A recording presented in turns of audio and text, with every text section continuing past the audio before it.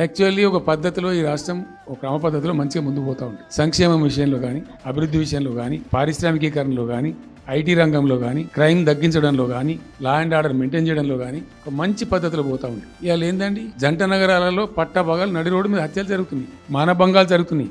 NCRB report ప్రకారంగా 20% crime rate పెరిగింది తెలంగాణలో. వాగ్దానాలు ఏంటంటే వీళ్ళు చేసినాయి, మంచిగా ఉన్న ప్రజలను పచ్చి అబద్ధాలు టెంప్ట్ చేసి మోసం చేసి ఈ రాష్ట్ర ప్రజానీకాన్ని మోసం చేసి దొంగ మాటలు చెప్పి మాయ మాటలు చెప్పి అర్రాస్ పాటలు వాడినట్టు పాడిందండి, వేలం పాట వాడినట్టు. కేసీఆర్ 10,000 ఇస్తాడు రైతు బంధుకు, మేము 15,000 ఇస్తాం. మహిళలకు 2,500 ఇస్తాం.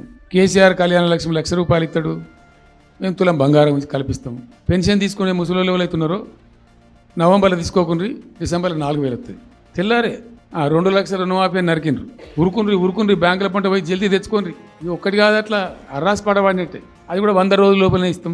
ఆ కార్డులు వంచుడు, సంతకాలు పెట్టి బాండ్ సంతకాలని ఇంటింటి కార్డులు వంచి దిక్కుమాలిన దరిద్రం అంతా నెత్తిన పెట్టి మొత్తం చెడగోపం పెట్టారు.